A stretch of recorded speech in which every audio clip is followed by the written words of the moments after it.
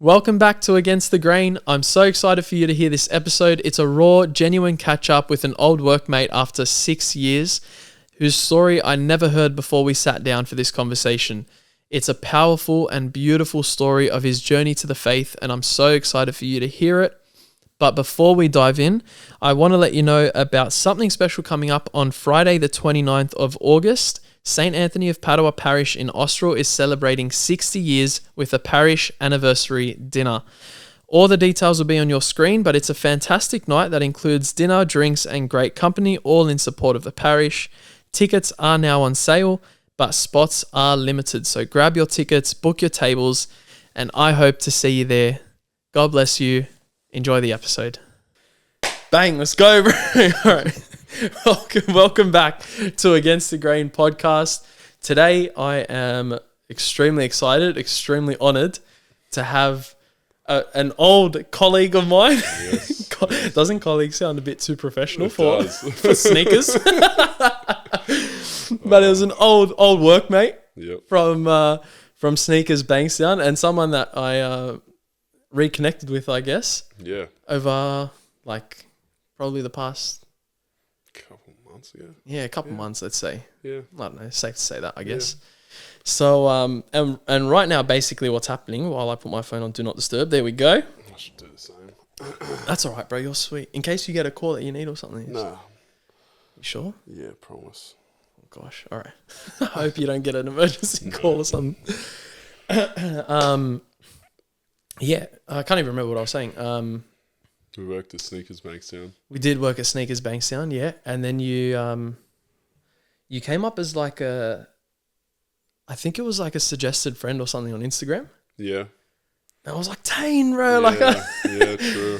And then and I followed and you followed back. And then I think you sent the first message. And then we just caught up a tiny bit. Yeah, because I think it's been, we're 2025, 6 years? Probably. Yeah. Did you leave before me or did I leave? I left before you, I think. I left in September of 2019. Oh. Yeah. I left 11 months after you. Yeah, right. Hey, what a life. So, yeah, come a long way since. Yeah. Because I left, I went construction for a bit and then I went nice. security after that. So, bro. Yeah. Beautiful. All right. Well, there was something else I was going to say, but to be honest, I fully forgot because I was putting this stupid phone on Do Not Disturb. But anyway, bro, thanks for coming on.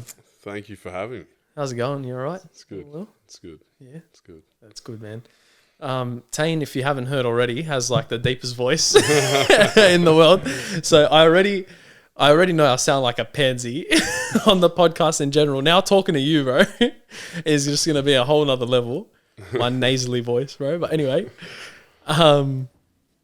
yeah, so I was actually I won't ruin the story. Okay. When we get there, then I'll do my little spill. But do you want to just introduce yourself very, very briefly, who you are, how old you are, if that's all right, and things like that, I'm Taine, family life. I'm 26. I don't know what to say. My background is Norwegian German. Nice. That's different. It is different. Not many Norwegians over in Australia, especially Sydney. But I've recently come to the faith. I got baptized Catholic a little bit over a month ago, 6 weeks ago, 5th of July. And Anthony here wants me to share my story with all of you. Yeah, that's right. Oh, that's what I was going to say. Yeah. What you're about to witness here, to all the listeners and viewers, is just a genuinely raw catch-up. We've only, just before this, we spoke really superficially, because everything that was going into any detail, we were save it for the podcast. So it's a genuine catch-up. I haven't actually caught up with you in 6 years. Yeah, that's true, crazy. True. And then it's also to learn your story, which I have zero clue about. Yeah, that is true. I think Andrew mentioned to me, Andrew, who's another sneakers, workmate. I think he mentioned to me that you have an interesting story. Yeah. But I don't No, I can't remember if he said that. I'm pretty sure. It was it was. I guess it was like an interesting part in my life, reflecting on it a bit, because I kind of hit rock bottom, and then I found faith through there. Oh, So interesting. I was in a relationship at the time. This was like, Sorry, bro. yeah, right, Just before you get into that, yeah. do you mind just talking like almost from the beginning? Like, what was your upbringing like? Oh yeah. Were you raised in the faith or anything? Completely agnostic. Like my parents always told me there's God, but we never went to church, never read any religious books, anything like that, and they kind of left it up to us individually. But they always said, like, there's God out there. So agnostic, believed in God, just no church or faith behind it. And I got curious in my teenage years, I think. I remember when we were like working at Sneakers, I think I was kind of looking into Islam a little bit. But yeah, no. That makes sense with with the sneakers environment. With the sneakers Bankstown environment. But no, the more I looked into it, it just didn't sit right with me. And then I kind of left it a little bit for a few years, and I got into a relationship 2021, and she was like a little bit. I went church a couple times with her. She was Presbyterian, but I think it all kind of really hit me when a few things happened in my life. So I was doing a lot of MMA matches and wrestling, and I ended up getting injured, and I tore all the tendons and ligaments in my right hand. All of them? All of them. Like literally the ulnar, the bone on the outside, you could just dislocate it because there was nothing connecting it to like the wrist anymore. Bro, that's filthy. Oh, yeah. So I wrecked my hand. I had to get a full reconstruction done. It was like 25 stitches internally, and it was rough. What year is this? Did you say? This was, 25? This was about 2022. Okay. Yeah, 2022. Cool. So I had that. My girlfriend at the time left me, and it kind of all... Unrelated or related? No, unrelated. It was just like, just all happened at the same time. Yeah, okay, fair. And I was on some hardcore painkillers as well because of the surgery. Like tramadol and just pretty much the hardest stuff they could legally give me. And I think I just fell into this pit of depression because I was living on my own. It was just me and my dog Buck in a 1-bedroom apartment in Parramatta. Yeah. And had my whole right hand in a cast. And you imagine, I'm right-handed. You can't cook. You can't do anything. You're pretty much useless. Like even trying to, I was going over to Coles every day and just getting like frozen burritos and microwave meals to chuck in the microwave because I was like, I can't even like make scrambled eggs or anything. Bro, that's crazy. So I felt in that stage of my life, felt on my own and kind of just a bit hopeless, and definitely with the painkillers and all the opiates I was on because of like the surgery. It was messing with my state of mind and my head, and I was getting to that kind of place where I was not happy where my brain was going with some thoughts that were coming across my mind. And I wanted to like be positive. I still wanted that. And I've tried to go around things in my life still in a place that I know everything's going to be all right. But I think emotionally I was really struggling. Yeah. And I one day woke up and I'm like, you know what? Buy a Bible. And where did that thought come from? Yeah, again, I think it was just because like I was like, what is the most positive thing I can do in this like state that I'm in? That like that I maybe could help me. Yeah. And I bought a Bible. Got like a nice one. I got like my name engraved on it and everything. And nice. Yeah, I started reading. And it sparked a lot of like curiosity in me, and it kind of resonated with me. It made me feel definitely a lot more at peace, and it helped me deal with the kind of the state of mind I was in at the time, and it kind of gave me a little bit of hope. And Where did you? Sorry. By Yeah. the way, I'm just gonna keep jumping in just to get some little details, if that's all right. Sorry, bro. Can I just ask where you started reading? Was it from Genesis? From Genesis. Just read from the start of the Bible. From Genesis, from the start. Oh, okay. And then I got like a few chapters in, and then Andrew's like, "Bro, read the New Testament." So, and I was like, I skipped a bit, and then just went to the New Testament. Started with the life of Jesus and Matthew, Mark, Luke, and John, the main ones, and went through it all. And yeah, it was it's nice. It was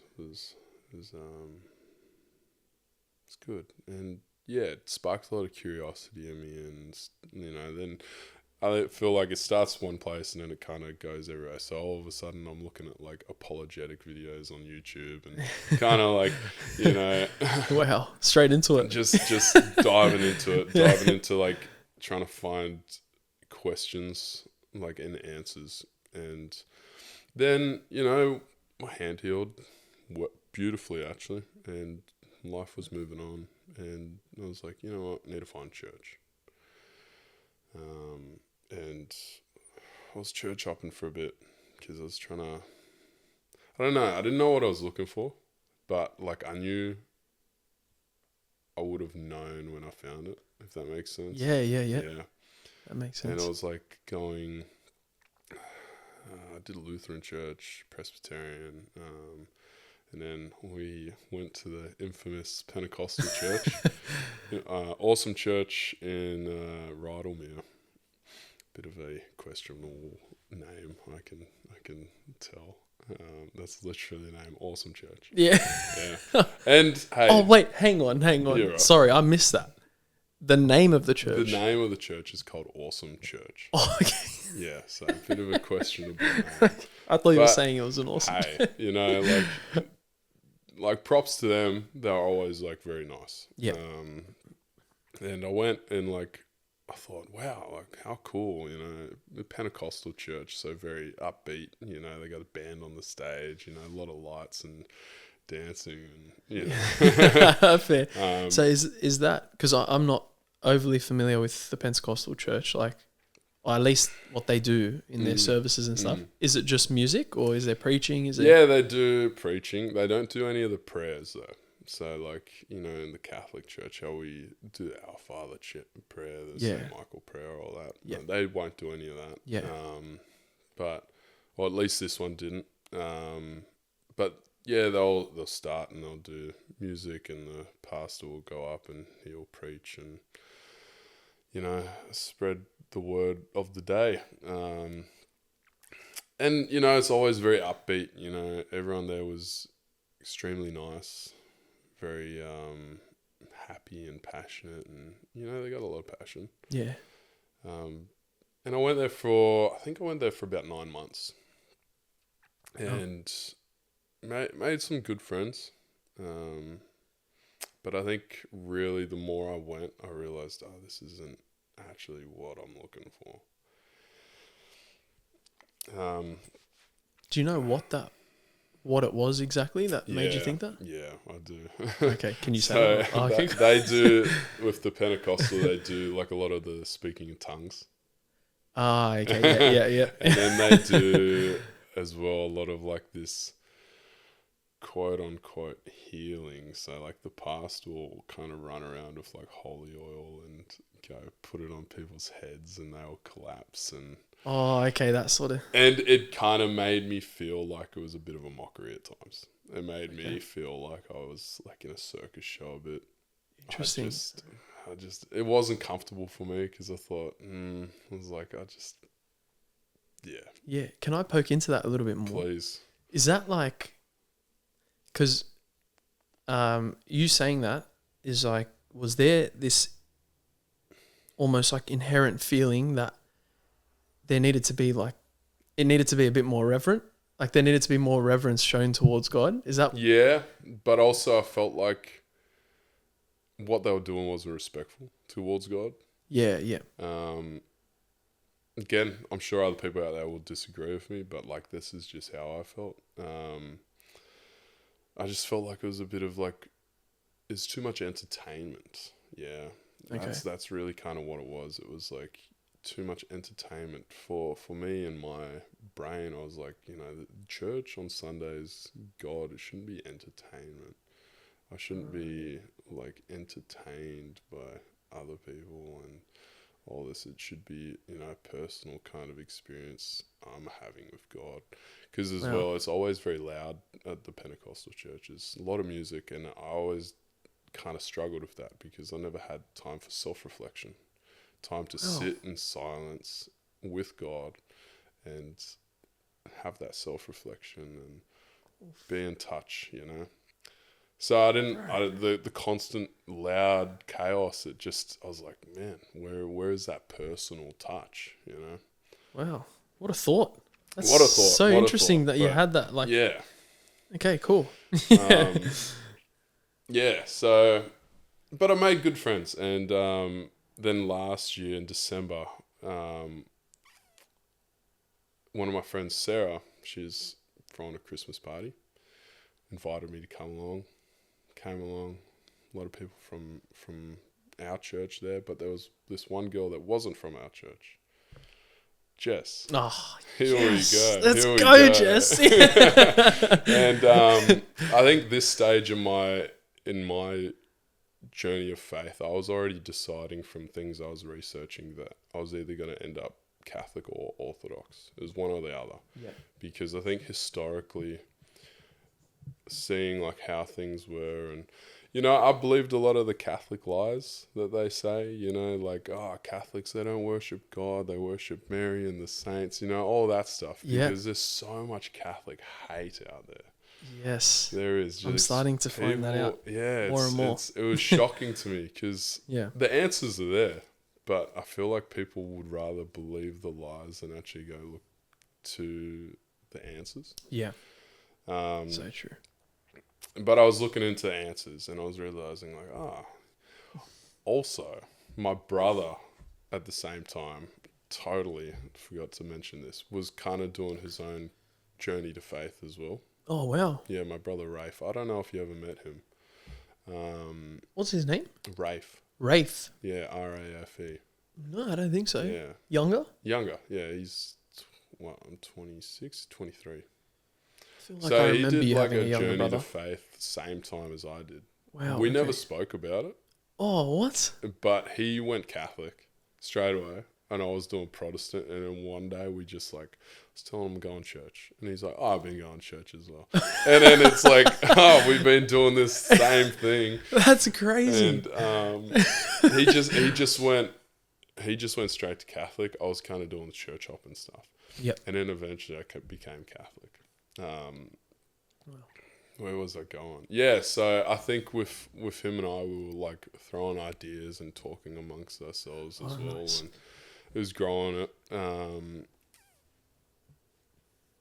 But yeah, where I was in my journey, December last year, I was like definitely either gonna becoming Catholic or Orthodox.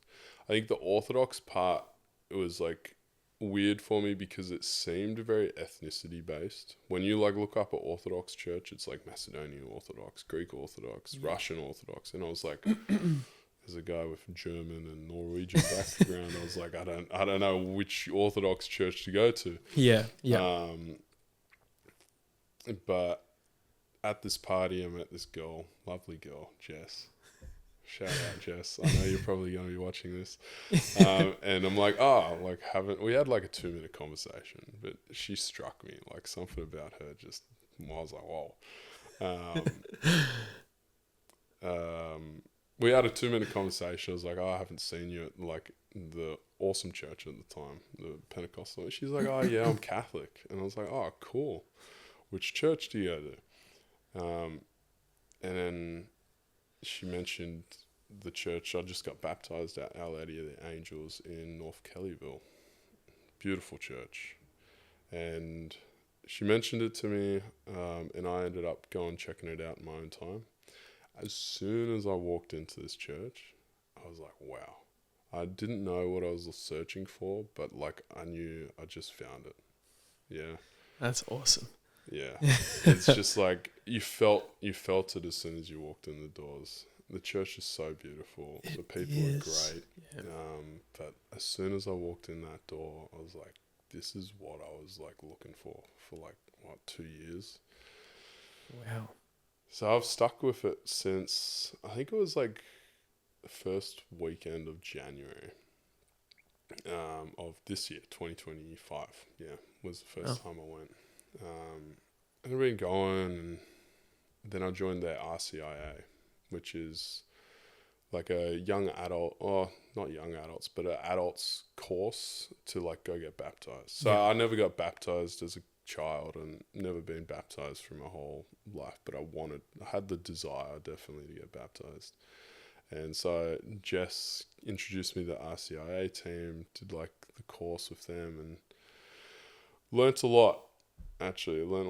Like, I never knew that like divorce was so frowned upon in the Catholic faith, for instance, or contraception or things like this. So like I was like, wow, you know, all these things, you know. So I learnt like a lot. Did they make sense to you instantly? Like when they taught, or were you questioning things and had to do a bit more? I was like questionable on a few things. Yeah. But I think once they sat down, opened up the Bible, talked about a few things and showed me. And then like, of course, you got the Catholic Bible, which has 7 extra books compared to the Protestant Bible. Yeah. And that like threw me. I was like, because that first Bible I bought was King James.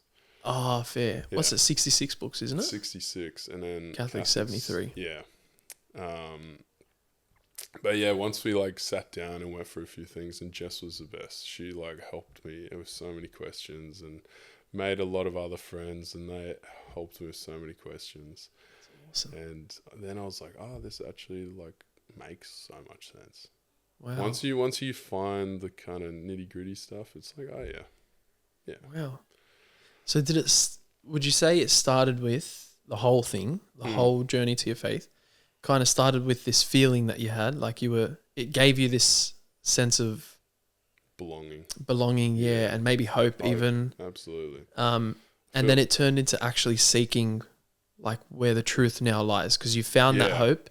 Now it's what's true. Yeah, definitely. Because I think when I was like going through the surgery and the breakup and all that, I just hit this rock bottom. I didn't know where to kind of go in my life anymore, and got like a calling to God and calling to find kind of that purpose above myself. And then once I found that, yeah, absolutely, I was trying to find the truth with the faith, where the church was, where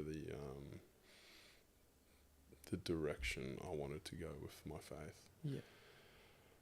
And then, of course, this whole year's been like research and understanding the Catholic faith, and saints was like a very interesting one for me. Yeah, how did that go? It was good, and like I picked a very unique saint for my baptism. Yes, you did. But saints was like, one day I just woke up, I messaged Jess, I'm like, what's the deal with saints? You know, we had like conversation about it.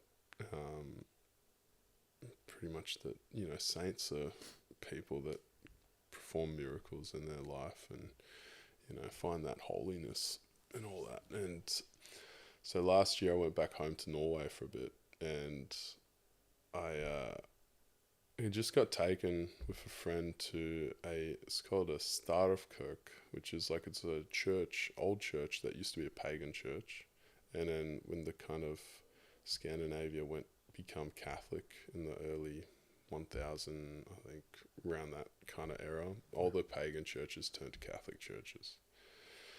So they're very unique designs, very kind of Gothic actually churches, but they're kind of cool. Yeah. And so I got taken to Stavkirke, and there was a burial mound there for Saint Olaf Haraldsson. Very cool guy.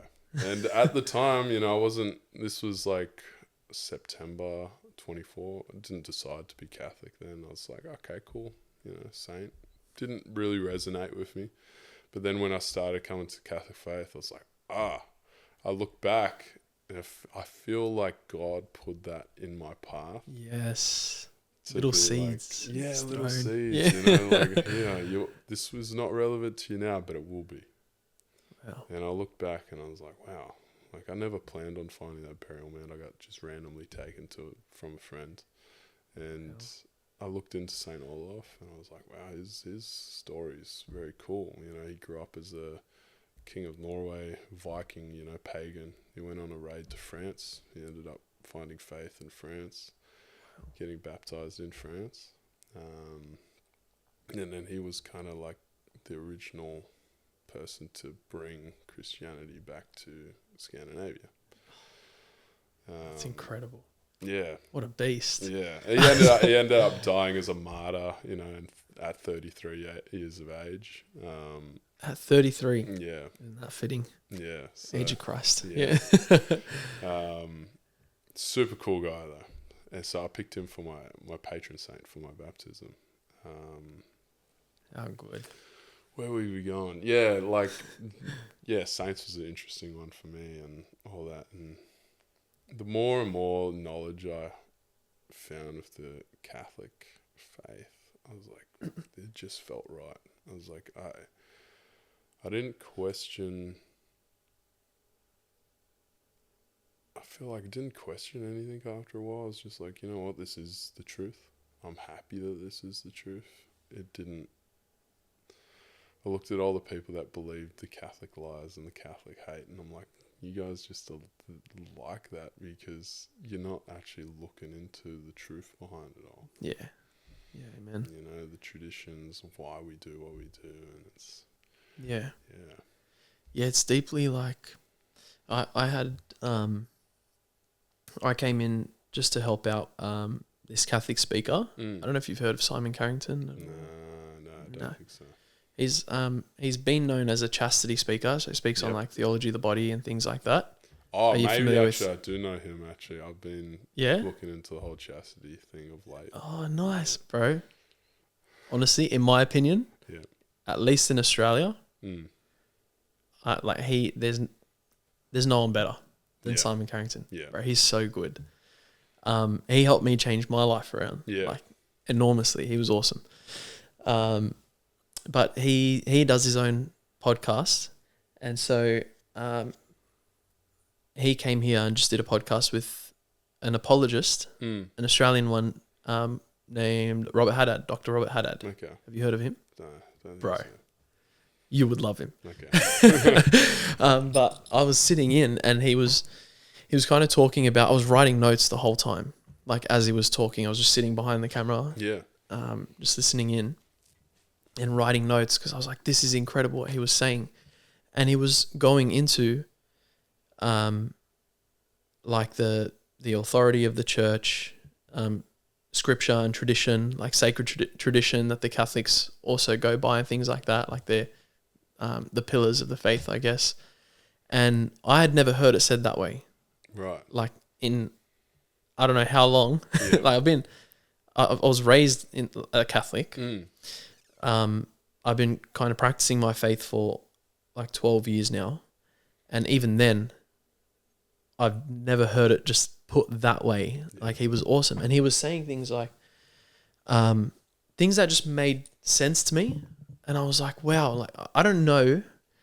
I'm really grateful that I was raised a Catholic because I don't know if I would have the guts to convert to Catholicism had I found that was the truth. It's different to convert, I think so. Like, that's huge. Yeah. And I want to get into that. Yeah. But everything he said was just making sense. Like for example, the first book of the Bible to ever be written, of the New Testament to ever be written was written almost like 40 years or almost 50 years after Christ died. Yeah. And so he's like, what was happening? Just one of the books before the Bible was even like collated. Is that a word? I don't know. Like put together, you know? Like what were they doing in those 40, 50 years? Yeah. How are we just going to say only what was written down? Because in the Bible it even says, I think it's St. Paul who says there were many other things that, maybe it was one of the Gospels. there were many other things that Christ said that haven't been written down or something Yeah. like that along Yeah, those absolutely. lines, right? But even that, I was like, whoa, for 40 years, what in the world was happening? What were they doing? You know, because how can you live sola scriptura if there was no scripture at the time? Yeah. Yes. Was there Christianity at the time? Yeah. Obviously, after he there died, was, yeah. you know. Yeah. I mean, through his life, of course, but also after he died, yeah, the church was, it was there. Yeah. What were they doing? Yeah, Yeah. like things like that. I was like, man, that's next level. I haven't heard it put that way. You know, I didn't even know that until he said it like a few weeks ago, that the first book, I think it was St. Paul's letter to the Colossians, I think he said. Okay. It was one of St. Paul's letters. That was the first book of the New Testament written, which was 40 to 50 years after Christ died. I was like, oh, this is cool. It's making sense. Yeah. And that's why I asked you that question on, like, from going from like the feeling to now seeking the truth. Yeah. Is like, it's because sometimes we can make it out, and I'm also guilty of this, but we can make it out to be like, it's just about what makes us feel good, you know? About the feeling. Yeah. And it can just keep becoming about us. And I think, I don't want to put words in your mouth, but it sounds like that's kind of what deterred you when you were going to the Pentecostal churches. Like, I need it to be more about. Even, when I was going to the Pentecostal church, even though it felt good, there was still that underlying kind of, I don't know, that feeling in my stomach that, you know, when you get a feeling in your stomach, you just can't shake. But like, this isn't really, like, you could come here, it might be nice, you might make some good friends, but it's actually not where you want to be, Taine, in your faith journey. You know? That's a massive thing, bro. It is. To actually seek truth for what it is. Yeah. Because that's a scary thing. That means, and I'm not just saying you, like I'm saying in general, like myself as well, everyone, if you're seeking truth, guaranteed you're going to have to change at least one thing in your life. So many things in my life has changed. Yeah, that's what I mean. Like, that's scary, bro. Yeah. You can just stay comfortable and see what makes you feel good. Yeah. But you're actually seeking truth. That's huge, man. Yeah. Yeah. Yeah. It's an interesting thing to reflect on. It is. It really is. But I love that. Yeah. I think maybe God put the desire in my heart to find the truth, and he put me on this journey. He put the people in my life to bring me here as well. You know, such a interesting thing to. I had to go to that Pentecostal church, to go to that barbecue, to meet Jess, to find the Catholic church I was looking for. Like, you look at like all that, it's like, it wouldn't never have happened unless I actually started with that Pentecostal church that day. Yes. So I still had to start there, go through that journey to end up to where I am today. Yeah. Amen. Can I ask? Oh, sorry. No, go. You're right. I don't know what I was. Oh, okay, cool. Yeah, sorry. Can I ask? Because we kind of got onto it, but then I moved on just a little bit. But I was always coming back to it. Did you ever have, like I mentioned, like the will, the courage, I should say, to convert, like to make that act, to take that step to become a Christian? Did you ever find, firstly, were there times where you just thought, like, this is too much, maybe I shouldn't? Or did you find kind of like resistance from people, things, whatever? Definitely resistance from people, especially once you mention, I'm going to become Catholic. then the resistance starts. Yeah. I will admit I've lost a lot of friends in this journey, but wow. I've had new friends come that are just spectacular, you know, like truly there through everything. So definitely resistance from outside people when I did this journey, 100%. But did I ever have doubts, or did I ever look at it and go, too much? I don't think so. Truly. I was like, I wanted to see it through because I had that drive in my heart to see it through. I wanted to get baptized. I wanted to, it's like coming home you know, in a sense. Yeah. Really is. All right, guys, does your foot roll in like mine, or maybe even roll out? Or do you just need general treatment for nail and skin care? For any problems with my feet, I go to MJ Podiatry. They're a mobile home visit network servicing all of Sydney, offering expert podiatry care for general treatments, sports injuries, custom orthotics, ingrown nails, and footwear advice, and offer NDIS and home care packaging. Visit mjpodiatry.com.au, call 0412 389 278, or email info@mjpodiatry.com.au to book your appointment today. Use code ATG10 for 10% off your treatment.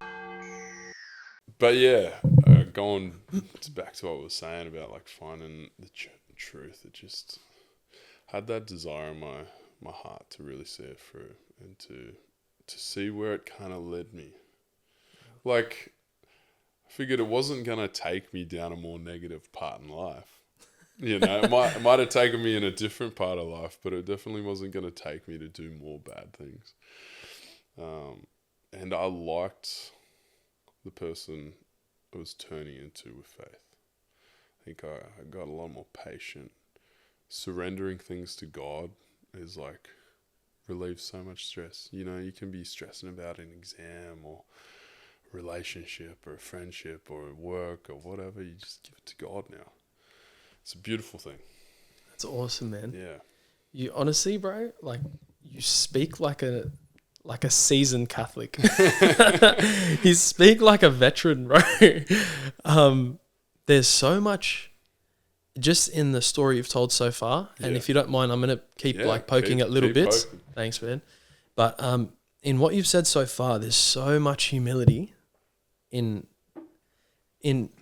like simply just seeing where it's going to take you. Yeah. Like that alone, that takes so much humility to say, I'm not in control here. No. So I'm just going to let God do what he's doing. And I think that was evident to me at the time, or through this whole path, that like, yeah, I wasn't in control. Like God seriously did plant those seeds in my life to get me to where I am today. Yeah. And reflecting back on them, it's like you see those seeds. You do. Yeah. Sometimes you don't know it in the moment. No, you don't know it in the moment. Sometimes you got to really go down those dark paths in your life and fall to the bottom and to really be able to be picked up again. Yeah. Yeah. Well, I hope you don't mind me asking. Be honest. You can let me know if you don't want to go into it. But you said you had some like dark thoughts, you know, in that time. Yeah. Can I ask first, just a really, it's not even surface level, but just like a really basic question at the start is, how scary does that get? Gets pretty scary. Yeah. Gets pretty scary because you don't want to, you know, as like a man, as even like all that. It's like, I don't want to be having dark thoughts like this. I don't want to be going this way. You know, I got a mother, I got people who are in my life that care for me. I know that. Yeah. Wow. But it's like they still creep through, and eventually it's like I didn't want to have those dark thoughts, and I was like, what can I do to get rid of these? They're here. Okay. What can I do to just remove them? And well, yeah, that's. I don't want to sound like I'm like just bringing things to like moral issues that that don't relate, but it actually, at least just thinking of like just hearing this for the first time, like it speaks in my mind at least to the natural inclination towards life. Like I don't want to speak for you, and I've never been in that situation, so I don't know what it's like at all. So I may be ignorant in saying, and I apologize if I am, but it seems like you, like even in those thoughts, it's not something that necessarily you want to do. No. Is it? No. Is it something that you feel like there's there's almost no other choice. But then, thank God you knew there was. It's like you're at war with yourself in a sense. Like, I knew it wasn't me. I knew that, like, where I was at in my life, I'm like, this isn't me. You know? This isn't, like, who I ever wanted to be. But it's, like, the reality I was facing at the time. And I knew that, like, I think because I knew it wasn't me, I'm like, I need to get out of this. I need to find something else because this isn't what I envisioned for myself. This is not what I want for my life. Yeah. I want to try and get out. It was hard, you know, don't get me wrong. Yeah. It was some days, you know, I didn't even get out of bed, you know, stoned on painkillers and just, you know, there. And it was rough. But I think my dog actually kind of really pushed me to get up because it was just him and I in a 1-bedroom apartment. He was a big boy, you know, 42 kilogram, you know, mastiff cross greyhound. You know, he needs to get up and he needs to go walk, and I think he kind of encouraged me because it's still like, you know, I'm here. You need to look after me still. Had to get up, take him for a walk, feed him, go to the store, get him all the stuff he needs, still look after him. So I think looking after him was therapy to also look after myself in a sense. Yeah, well. Because if he wasn't there, I would have just, you know, I don't even want to imagine where I would have ended up. Yeah, fair. They say a dog's a man's best friend, bro, and it's so true. Absolutely. I love it. I'm not a fan of animals. Yeah. Anyone who knows me knows that. Don't like animals. But dogs, they're just different. Yeah, and his name was Buck, you know, and him and I went through the trenches together, you know. Yeah. I got him from RSPCA when I was at Sneakers, actually. Yeah, I remember that. Got him at 12 weeks old, and unfortunately he just passed away about 3 weeks ago. Sorry to hear, man. That's so hard. He had a very aggressive form of lymphatic cancer. He made it to 8.5 years. But, man, I miss him. He was truly, like, best friend, you know? And him and I just, you know, we had so many years where it was just him and I, you know? Yeah. That's tough. Sorry to hear, man. Yeah. That's actually hard. Like, I used to, honestly, if I'm being, like, 100% honest, I used to laugh at people who, like, were so close to their pets. And I was like, I mean, I still do to some people who aren't dogs. As in, like, who their pets aren't dogs, you know? I'm like, oh, who cares about the rest? Yeah. But I muck around. I just don't like animals. But but we had a dog as well, and when she passed away, it was like when she died, we were like, our family was like crying for 2 days straight. Yeah. It's so hard. They almost become part of the family. They do. It's really crazy. They really do. I think, like, I still come home some days and I still expect them to be there and, like, greet me at the door. Oh, yeah. But damn, man. Yeah. That's all right. Buck definitely helped me kind of move on, because I think when we get into those dark thoughts, we get into a bit of a selfish mindset in some senses. Like, everything becomes how I'm feeling, not about how other people are feeling, or you don't look outside and realize that, hey, actually so many people are out there that care about you, whether it be your parents, your sister, your brother, your friends, whoever. It kind of narrows that tunnel vision, and we only focus on how we're feeling. Oh, it's a great way to put it. Yeah. Wow. Did anyone know? No. You were going through that? No. I was, again, part of being a guy, we don't talk about our feelings. Yeah. You know? Yeah. No one knew. And I was going through it with myself, and it was just,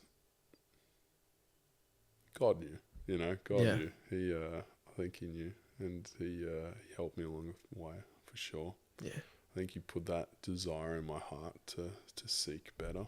Yeah. Amen. if we can speak into that a little more, because I think that's so important, man, is like, and I'm sorry to any like women who are listening who always hear me talking about the man's perspective, but I'm a man, so it's just what I do. But bro, you're so right. Is like, yeah, we are taught like just suppress. Yeah. It's not even just don't talk about it. It's suppress it. You don't have those feelings. Don't have them. Yeah. It's like you're not a man if you have them. Yeah. And that's crazy, bro. Firstly, it's unrealistic.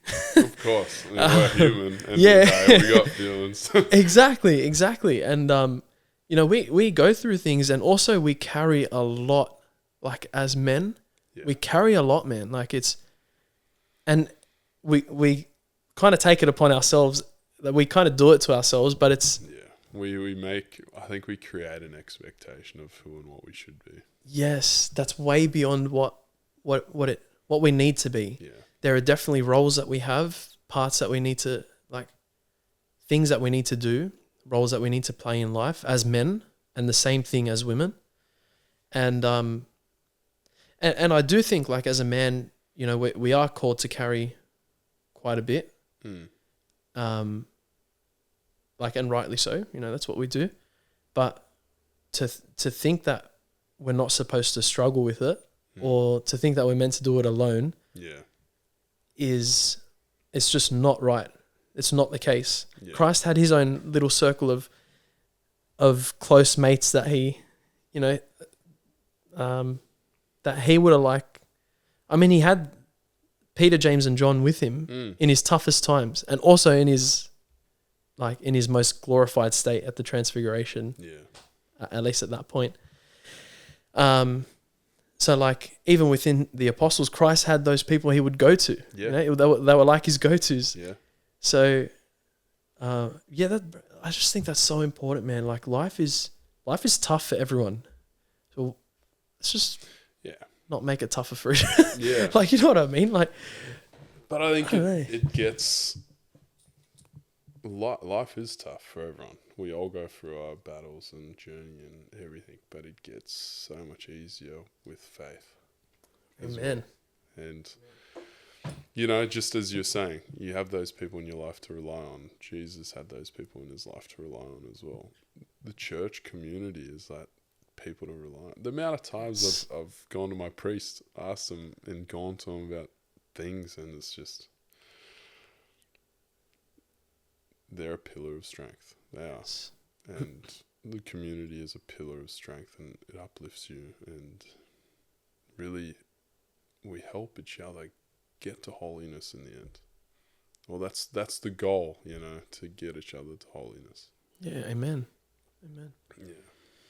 So then I want to get into... Now, I asked you before if you were happy to talk about this. You said yes. So I'm not in... I'm not in, I don't know, not permitted territory. I want to speak about Jess. Let's speak about Jess. Can I give Jess? I've never met you. I was wondering if I met her at the back. Did you? No, I don't think so. Maybe you would have seen her. Maybe. I think you mentioned. We took the photo. Like, I think she was the one that even took the picture of all of us. Maybe. Oh, crap. Sorry, Jess. But I don't think we met personally anyway. And if we did, I'm so sorry. I have the worst memory, but I'm pretty certain we didn't. But can I just give you a shout out? Just straight off the bat. Jess, what a legend. For not just for like helping you come to now the Catholic Church, faith. Yeah. But in the Catholic Church, but also for what I've been told so far, which is little. Like, I've been told a little bit, but it means so much. You're awesome. So shout out to Jess. Yeah. But obviously Jess played a key role in it. She did. And she still plays a key role in your life from what I hear. Yeah. She is officially now my girlfriend. Woo-woo. We are, doing well. Pretty recent though. Very recent, but it feels right. Feels so right. So we were 9 months of just being friends, and I mean, she did say no to me 3 times. The Mate, the greatest marriages. I know this is premature, but the greatest marriages always start with 3 rejections. Yeah. Actually, funny thing, the last time she rejected me was Holy Thursday. Oh, bold move. Holy Thursday, you did it. Yeah. But like Holy Thursday is the day that Peter rejected Jesus, you know. Yeah, denied him 3 times, yeah. So, a bit of significance there, I think. All right. Yeah. Man, I'm slow today. Wow. Yes. That is significant. It is. But yeah, she definitely played a key factor in me finding Catholic faith, and she was always a pillar of support and strength. And you know, she's so humble. She's like, "Oh no, it was always you, Taine. You know, you got here in the end." And she never understands how much support and you know everything she gave me through this faith. She truly became like my best friend. You know, and I will say, yeah, she's my partner now, but she is my best friend. It's awesome. How was when you first met Jess? Yep. It sounded like you thought she was really beautiful. I was never a sucker to believe in love at first sight. never. And then I met Jess. And I was like, whoa. What's that? You're ruining your wedding speech. You can't say it now. I love that. It's beautiful. Yeah. Did she feel the same way? No, definitely not. Definitely not. I think she looked at me like, oh, who's this big awkward guy? And I think for so long she was just like, yeah, Taine's nice, and that was about it. And then we got deeper in our friendship and all that, and then I think she started getting feelings, you know, and eventually. She told me she had like feelings probably maybe only like 3 months ago. So pretty recent. Wow. It's pretty good. Yeah. We went on our first official date the day after my baptism. So it was nice. That is beautiful. Yeah. What a gift. Yeah, absolutely. Truly goodness. Gift from God. She is such a blessing. Have you questioned her? So was she waiting for you to be baptized to go out with you? She's like, nah, not baptized, not going. I don't think it had anything to do with that. Actually, I think it was more just like timing wise. It all kind of fell into place in that sense. That's awesome. Yeah, thank God. She only really admitted feelings for me like I think couple days before my baptism. Oh, yeah. Wow. Like maybe 4 or 5 days before. Yeah. What a brave move. Yeah. She wrote a poem. No. Are you serious? Yeah, I'm serious. Jess, you talent. What is going on? Yeah. It was a good poem? It's a good poem. Go Jess. Her and I got like good place in our friendship where we were like calling each other most days and teasing each other, and I told her one of my hidden talents is poetry. And she's like, no, Taine, you're lying, you know. And I'm like, no. And then she's like, you got to prove it to me. Oh. So here I made a bit of a bold move. Smooth move, Jess. You knew what you were doing. So I made a bit of a move, and I wrote her a nice poem, kind of emphasizing my feelings towards her in the poem. And I gave it to her. And it melted her heart. It definitely did. And then she's like, I've written you a poem in response, but I'm sending it in the mail. So it'll come in like, I think she sent it on like a Friday. So I didn't get it till like the following Tuesday. Oh. That anticipation would have been. Oh, it was killer. It was killer. Far out. And then, yeah, it was like, wow. And then I've called her that night after reading the poem. I'm like, so like, I think, you know, appropriate next step. You want to go on a date and actually give it a try. She agreed, and we decided we'll wait till after the baptism and go the day after. And I mean, it's been smooth sailing since, and it's just been I know like it's early days, but it feels so right, man. I can't describe it. I love her so much. She's just an absolute blessing. That's so good. Yeah. I love hearing that, man. Yeah. That's awesome. Thanks be to God. Yeah.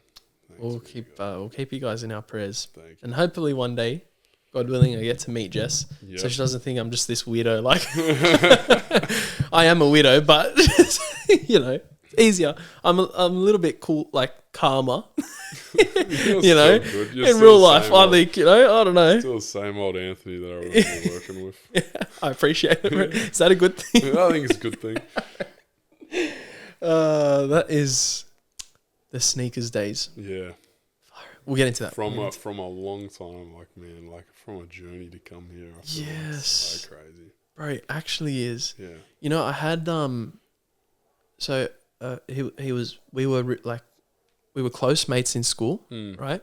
His name's Jacob. He lives in the area, like in the Kellyville area. Yeah. And he got confirmed last, like not this past Easter Vigil, Yeah. the one before it. Yeah. So 2024. Yeah, far out. I forgot what year it is. So he was baptized, I believe as a baby, Yeah. but didn't receive any other sacraments from there. And I remember him asking me, I think we were in year 8, and that's when I started to get into the faith. Yeah. Because I was just following my older brothers, really. Yeah. Yeah. And then I found a love for the faith. And so I would, like, at lunch, we were doing like a 54-day rosary novena. I don't know. Yep. Do you know that? Not the 54-day. Oh, okay. I do that. But you know, nice. Peace. It's 54. So it's basically like, because a novena's 9. Okay. Nove. And you do basically like 6 novenas. Right. Almost. Yeah. But it's half of it. So 27 days is petition. So you're praying for something. Yep. And then the next 27 days are Thanksgiving. Okay. And so we were doing that, and I thought it was just easier for me to have done it at school. Yeah. So I just asked my principal if I could like get a room in the library. We had like little silent rooms, like just to pray the rosary. And so sometimes people would come with me, a couple of mates, and I think Jacob came once. I think he was saying that. I didn't remember that, but I think he said that. Yeah. And then didn't come again. But I remember him asking me to help him get into the faith. And I was like, yeah, no worries. Like, that's awesome. And then I did nothing. And then, you know, he went on and I went on, and we lost contact after school. We'd see each other like every now and then at a mutual friend's house, like my best mate from school. Yeah. We'd go over and I would see him there. And every time I saw him, it was like I saw him the day before. Yeah. We were just always close. But then one day he just messaged me on Instagram. There's like this whole story. Like, I was praying for one of those boys in that group to just convert, because I was praying for all of them, but I was like, Lord, just one of them. I'm sure if just one of them like has a change of heart, Yeah. you know, slowly the rest will at least be more open to it. Yeah. Like a week later, Jacob messages, and I was like, that was pretty quick, but I. And he just asked me if I was still going to church, and then, you know, if he could come with me. So we went and whatever. And he ended up, getting confirmed, received First Communion, and before that had received his first reconciliation. Yeah, wow. And it's just like, just that stuff. I mean, we were always, like I said, every time we saw each other, it was like we were best mates. Yeah. Like, hadn't missed a beat. But there's something about when they come to the faith, it's like, it's almost like you're just family now. Oh, absolutely. It gets so much deeper. Yeah. It does. And there's just this automatic connect. Like, it's like an automatic. You don't even have to. I don't like every Catholic I've ever met. You know, like in the sense, like I don't get along with everyone. Yeah. But there's a bond there. There's a connection there that you can't. You almost like can't get away from. Yeah. You know, even if you wanted to. Yeah. Thank God I don't want to. I'm very happy, even if I don't get along with someone that that they're a Christian at the very least. But yeah, so that is a massive journey, man. Like it's been such a blessing to see like Jacob, who I lost contact with, now get into the faith, and like we've grown closer now.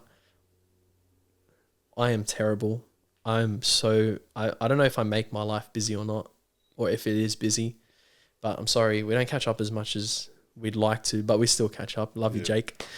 And then to see you now, like we hadn't been in contact for so long. So long. And then in that first encounter we had on Instagram messages, you're telling me you're going to church now. And I was like, this is the best. What the hell? And I mean, like the first time I see you after like 6 years, you're going to my baptism. It's just like, wow. What an honor. What an honor. And like shout out, all these shout outs are happening, but shout out to Andrew. Andrew's a champ. I'm hopeless. Again, like I just get caught up with everything that's happening in my life.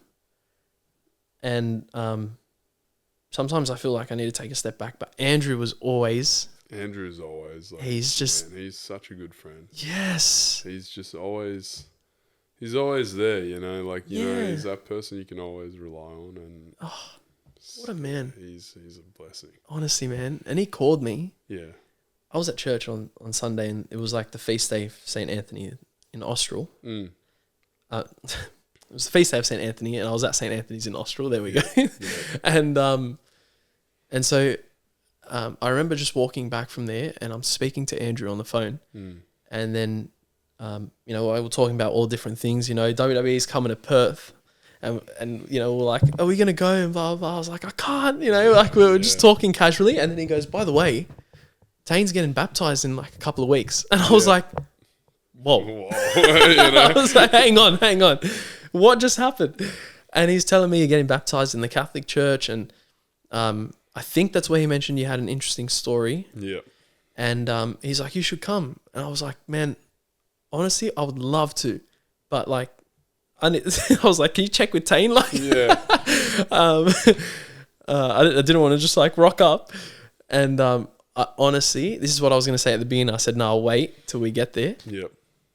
Bro, it was such an honor that you like were happy to have me at your baptism, firstly. And secondly, like there are a few things in life that bring me more joy than seeing someone like welcomed into the church. Yeah. It's such a beautiful thing, man. And like I think I said to you after, I was like, you're in a state of heaven. Like, how cool. Yeah. But it is. It was. And like that was such a beautiful ceremony as well. And yes. Like, you know what? Like, thank you for coming.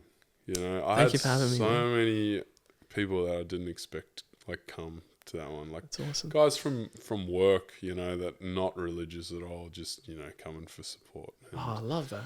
It was just, and when Andrew mentioned you, I was like, oh man, like, Anthony. I remember always you being Catholic. I remember you talking to me about the faith and sneakers, and I kind of brushed it off a bit, you know, because it was just, I wasn't really in that state of mind that I needed to. But when Andrew brought you up, I'm like, bro, of course, bring Anthony. Like, that would be awesome. You're a legend. Thanks, man, for having me. That was so good. And I walked into that church, bro. I know what you're talking about. Yeah, it's like, whoa. Like, you just, it's like, you feel it. It's beautiful. It's so beautiful. Oh, my goodness. And you were dressed all nicely, bro, like a boss, you know. Yeah. You carry yourself well. You dress nicely now as well, but like in the full suit and things. Yeah. The beard's looking good, bro. I remember in sneakers. Do you remember? You used to always talk to me about the beards. And you got it. The last I remember was patchiest thing in sneakers, man. And I'm like, Anthony, how do I do this? Really, age. For all the guys out there, young guys, like, how do I grow a beard? It's age. It just comes with time. I'm 26 now. I don't think this came through fully till maybe 23, 24. Nice. Yeah. They say at 25 is when your beard's fullest. That's what I've heard. I don't know how true it is. I wasn't interested enough to research it. But I remember the last I remember of that is you saying you got something like, I don't know if it was an oil or something. Oils and stuff. That was nothing? Didn't work? I don't think if they're legit. Like, you get all these companies out there like, oh yeah, beard oils and stuff to help you grow. I think it's a scam. I think it's a scam. I think so. So just wait. Just wait. Go gym, lift weights, and just wait. That's the way. I want to know what the baptism day, the day was like. How did you feel? Were you nervous? Were there any? I was nervous because I didn't know what to expect. You know, I was like, I had all my family come, and it's just like, whoa, like. I didn't know if I was going to like feel it you know, actually like this presence or what. Like I had no idea what to expect. But I rocked up, saw Father Carlos. Shout out Father Carlos, best. Yeah, he was awesome. He's amazing. Yeah. He's so good for a priest. He's always got these jokes. He's got a good sense of humor. I love it. And he's been there from the start of my faith to Catholic, you know, at Our Lady of the Angels. And saw Father Carlos. We had a talk, and then saw my godfather Peter. Who is Peter? Peter is my godfather. So he was actually the very first person Jess introduced me to at that church. So just a friend. Yeah, just a friend. Nice. And he's like, he knows his stuff. He's got awesome. a son that's a priest. He's Wow. He's so when I was like getting baptized, and I was like, oh, do I need like a godfather? You know, I live by myself, you know, like, do I need a godparent? Yeah. And they're like, yeah, you do. And I was like, okay. And then I was kind of racking through my brain, who should I ask, you know? And I prayed about it a lot. I think I spent like 2 weeks really praying about it, and the one name that just kept coming up was Peter. Wow. It's like it made sense, you know, first person I got introduced to at that church, and he's such a nice guy. He really is such a nice guy. Awesome. And I spoke with him, and that day, and then I was nervous. Especially when the ceremony started. I was like, oh wow, jittery. Yeah. And got baptized, and I think that whole after it all, I did get like a bit emotional. I was trying to hold it in again. Yeah. But, like I was getting a bit emotional after it, but I felt like so blissful, completely, like just like wow. It's truly a magical thing, to kind of step into that and decide that's where you want to take your life. And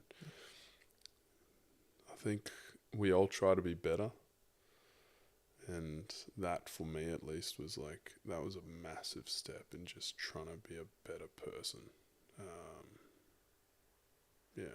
Nice, man. But it was such a blissful day. Thank God.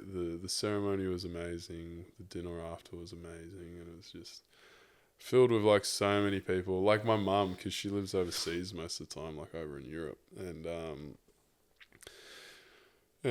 she even came and she's like, whoa, like I didn't even know you had this amount of like people in your life to like care and support you, because there was like Crazy. 50 people, that maybe even more, that came to that ceremony, and Yeah. even I was like, wow, you know. And mum was in absolute awe on the fact, like, wow, you got so many positive people in your life to help you on this journey. That's so good. Thanks be to God. Yeah. So your mum is living overseas? Yeah, most of the time she's here now. Nice. Dealing with a few things, and you know, she's up in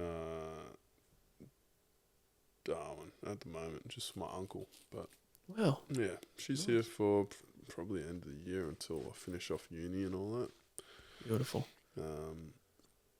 Was that the case at Sneakers as well? I remember I used to see your mum. She was still living, like, we were all living in Greenacre at the time. Yeah. Oh, yeah.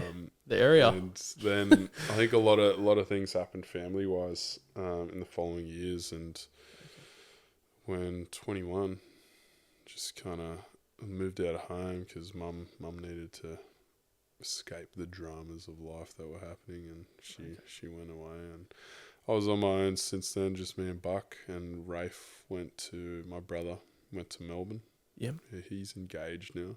Crazy. Congratulations to Rafe. That's awesome. Yeah. How good. And then I got 2 sisters.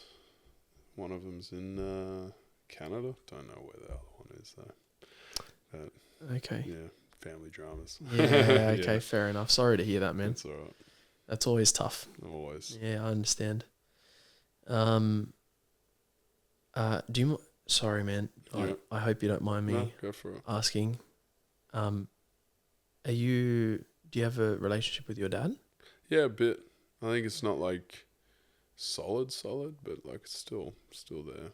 Okay. Where is he? Is he? He's up in Byron Bay. Still. Okay. He's I don't know. I think it's just we're younger. We're moving on in our life a little bit. Uni, work, all that. He's a bit older now. He's 73 in November, I think, this year. Or maybe he's already 73. He's just, yeah, but he's just doing his own thing as well. We still talk. It's not as solid as I'd like it to be, the relationship, but yeah. That's all right. Hopefully that hopefully God can work through that as well. Yeah. So I mean, my dad was supportive when he found out I was becoming Catholic. Oh, so I was very grateful about that. Wow, thank God. Yeah. That's great. Yeah. Now, anyone who is listening to this podcast who is or who has listened to other podcasts would know the follow-up question that's coming. Okay. Because I do always ask this when it comes to, because I've found that, at least in my family, like, I'm in a very privileged position that I didn't know that I was in. I thought everyone just had the same sort of situation I did. Yeah. Where, I had two, like, great parents, loved me really well, had a great relationship with both of them. And I'm finding that that's not the case with everyone. And there are different, obviously, levels of that with different people. And so what I always ask is, especially when it comes to, like, relationships with someone's dad, like someone's father, is, did you find it a bit more difficult to understand the concept of a loving heavenly father, like someone you could really rely on and be really close, like, to have as close a relationship as you can? Was it a little bit more difficult to fathom that with the relationship you have with your earthly dad? It's an interesting question. Weird to think about, actually, because I'm like, I don't know, I never, like, contemplated that, actually. Oh, okay. Sorry to... No, I'm just throwing that out there. It's fine. I like it. I think, you know what, like, even... I was literally talking about something similar about this with Jesse the other day. And, like, I think with myself past, I think there was, like, times, like, totally unrelated to even, like, my dad, like, here, or just in general, like, just me, self-esteem, kind of where I've been in life. I think there was a few times in my life where I felt undeserving of love in general. Wow. And I think coming to the faith and realizing, like, God loves us all, and He's got so much love for us all, that was, like, pretty hard for me to fathom. Wow. But yeah, like, I think in that sense, yeah. That's such a great point that you raise, is like that's what searching for the truth and not just feeling, that's where it gets you. Is like, sometimes, like, we all go through this thing where we feel unlovable, unforgivable. But to just understand that the truth is, no matter how I feel in the moment, the truth is that God does love me and that I am forgiven is, it's like, that's what gets you through. Like, it doesn't, feelings are great, and, like, it's such a good thing when you have that experience of, I feel this and I feel that, or whatever, but it's not always there. And sometimes it's not only that you don't feel something, but you feel the complete opposite, like unlovable, unforgivable. So in those moments, it's so important to know the truth of it. It's like, doesn't matter how I feel in this moment, the truth is this. You know what I mean? Like, that's such a powerful thing. Sometimes I feel yes. Oh, you are poetic. You reckon? Bro, I can't believe this. I forgot to go into that when you said it. You write poems. Yeah, I do. That's crazy. Just brought that side out from me as well, so it was good. Now I just write up random poems here and there, and she'll read it, and she'll go off like. That is so good. You're a romantic as well, Joe. I am a romantic. I'm a completely hopeless romantic. I love it, man. I love it. That's so good. And the joy that you speak with when you speak about Jess is so, bro, it's so nice. Yeah. God bless you, man. Did you receive the other sacraments? Yep. I knew you were confirmed. Yep. Well. So I got baptized, confirmed. What's that one? Slipped my mind. First communion? Yeah, first communion, sorry. All same day. Yeah, so you stayed for Mass after? Yeah, stayed for Mass after. Did receive the Eucharist. How was that? That was nice, man. It was like you felt it. That one I felt. Yeah. That one I was like, boom, like it was just in your chest, kind of like I don't know how to describe it, but that one I definitely felt it with the Eucharist, and just this sense of uplifting, maybe like no stresses, anything in my life at that moment, and it's just like wow, just you and Christ. Absolutely. Yeah. That's awesome. Did you have any struggles with the Eucharist at all? The teachings of the Eucharist? I thought it was interesting. Because again, like looking at Protestants, when I was first church hopping, they don't believe in the transubstantiation. They don't believe that it's Christ in full. They believe that it's just metaphorically. And then coming to understand that this is Christ, this is his body, blood, soul, and divinity completely. I think that took a little bit to get my head around, but like, it's God. How can you question God in that sense? Like, yeah, you know, it's that simple, eh? It's like that simple. That's so good. So what were I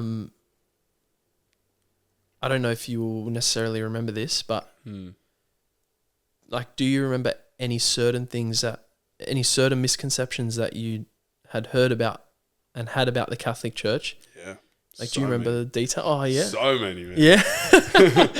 Especially like with Mother Mary, our beautiful mother. Oh. You know, because again, like, so good.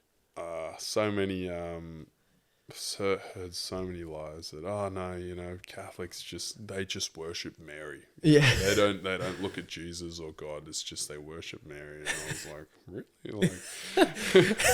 Like, how are they Christians? They pray to Mary, you know, like they're not Christians. They pray to Mary. Yeah. It's like, I think that, like, I look back at that and I'm like, how does anyone believe that lie? Because it doesn't actually. You go to one mass and you'll realize that, like, okay, yeah, that's not true at all. Yeah. Like, in a session is such a different thing to worshipping. Yes. Yeah. Yes. And then saints, of course. Again, like, I was like, oh yeah, what is the deal with saints? Again, I heard that Catholics worship saints, and I'm like, what is that?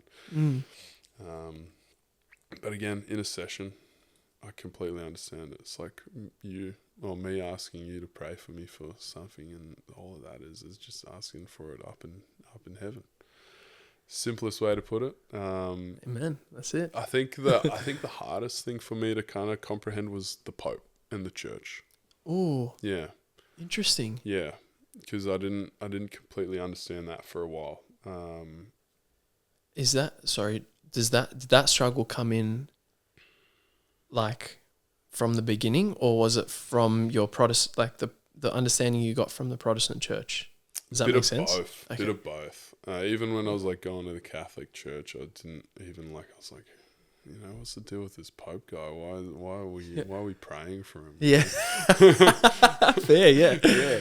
Yeah. And then you kind of understand that the Pope is the leader of the church here on earth, and he's supposed to keep us all in line with Christ and his teachings, so that we don't go off and create other denominations and all those kind of things. But, Yeah. you know, then you look at it like generationally, how it starts from Peter and then it just keeps going. And you always have a leader of a church, the church, to have the structure, to keep it all striving towards holiness, God willing. Man, that is awesome. But Love yeah, the way the you're Pope, putting it I as think, well. was probably the hardest thing for me to understand. But I got there. And I think our new Pope, Pope Leo XIV, you know, seems like... Gone. It seems like amazing. Like Yeah. everything God. I see about him is just like, wow. I think I Thank struggled with Francis a bit because I realized after like how much the media manipulated his words. Yes. Yes. That is such an important thing to say, because I know for a fact that many of the listeners, like many of our listeners, will disagree with what we're about to say, or what I assume you're going to agree with me on. Is like, I can understand and acknowledge that there were areas of, there were blurry areas sometimes, There really right? was. And some things maybe seemed a little unnecessary and things like that. Fine, like, get it all. But the things that were said about the Pope, I was like, bro, like, take it easy. Yeah. Like, and Catholics were believing it. Yeah. And I was like, bro, the Antichrist and all this stuff. I'm like, take it easy, bro. Yeah. Like, firstly, we've had terrible, terrible popes We have. in history. If you think Pope Francis was one of the worst, you have no clue. But like, you're right. Media just... The media. And I look back at like Pope Francis and the things I believed about him and everything, and it's the media. And I think half of the biggest issue was he wasn't English speaking. You know. And we're here, like... Italian? He was Argentinian. Argentine. But he would speak Francis? in... Yeah. Oh. But he would Know that. he would speak in Italian, of course. Yeah, because...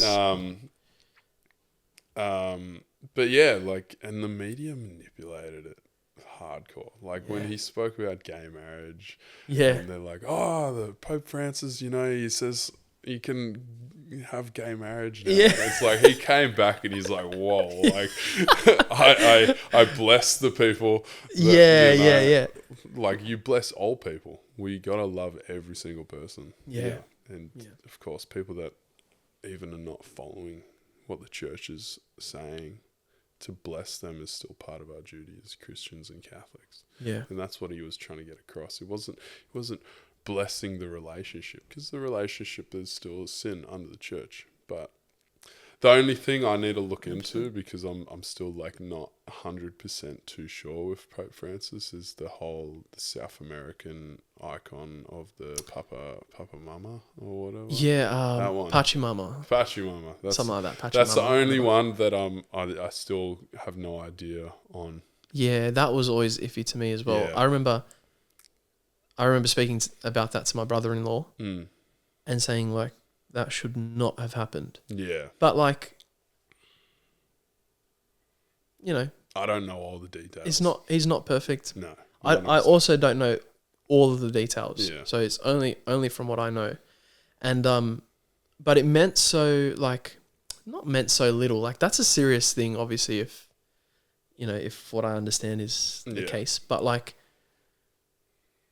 it's like, okay, it doesn't make the guy evil. Like, he's just done something that shouldn't have been done. Yeah. How many things do we do that we shouldn't do? Exactly. Like, and obviously it's different. He's the Pope. Like, he's a public figure. On top of that, he's the leader of the church. Like, he's the vicar of Christ, whatever. Yeah. Like, I get all of that, but it's just like, take it easy. Like, So Pope Leo, it seems amazing. He does. Did you see, I was crying. Do you know who Lila Rose is? No. Bro, Lila Rose is like, whenever someone asks me about my celebrity crush, okay, Sarah is always like, take it easy. But I'm like, Lila Rose is incredible, man. She's just this beautiful American woman who, like, bro, she's so intelligent. She's like, she knows so much about the faith. Her main thing is like on life. Like, she defends the pro-life movement. Yeah. That's a lot of the work she does. Sorry to jump in. That was like a full interesting one for me to learn about when I became Catholic as well, because like, I think I think as I got older, my stance on abortion definitely changed. When I was younger, I was like, what does it matter? Yeah. I really didn't have any opinion.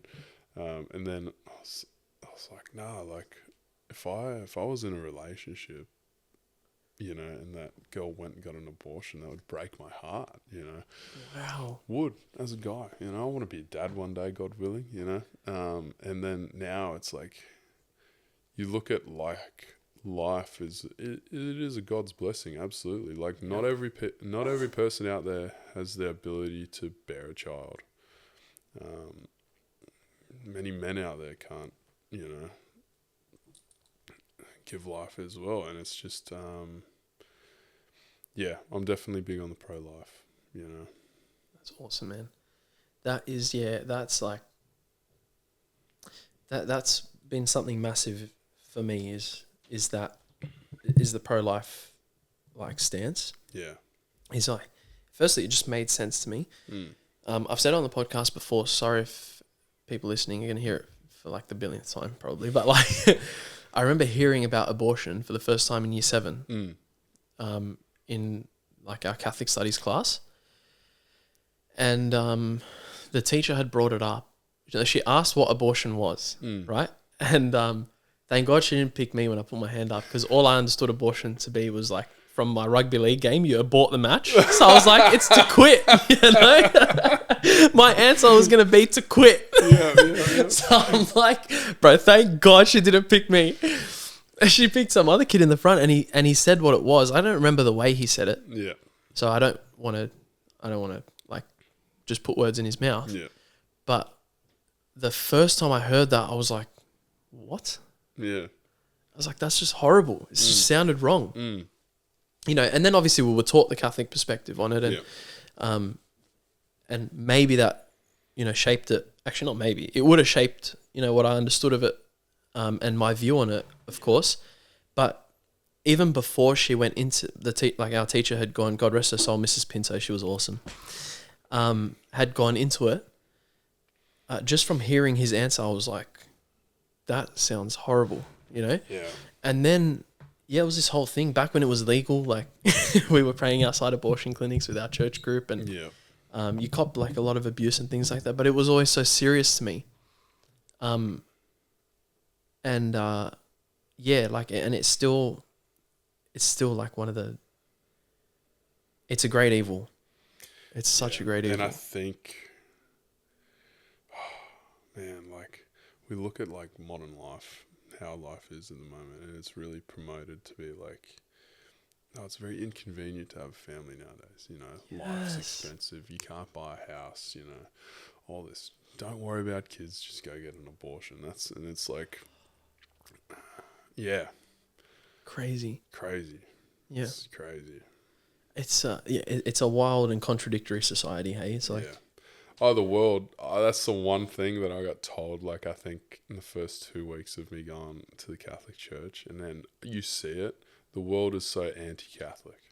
And everything, like the governments around the world would do everything they can to just stop that kind of, really, everything is put in our path as like barricades to really help us. Like, finding out usury. You know what usury is? No. Usury, like, is a sin. Like, going to get interest on money is a sin. I didn't know that. No, I didn't know that either. But usury is a sin. But yeah, we live in a society nowadays where you have to go get a mortgage, you have to get a car loan, you have to go get all these loans to be able to survive and live. That's a sin. That's what Jesus went into the temple with, and he flipped the tables over and all that. Yeah. Because the Jews were collecting interest off money. Oh, I thought it was because they were like... I thought it was only because they were like basically turning the temple into the marketplace. Of course, they were in the temple and they were turning it into. But it's also that system. But is it? It's because you like usury, like the fact you go get money and then now you owe more money. It's a sin.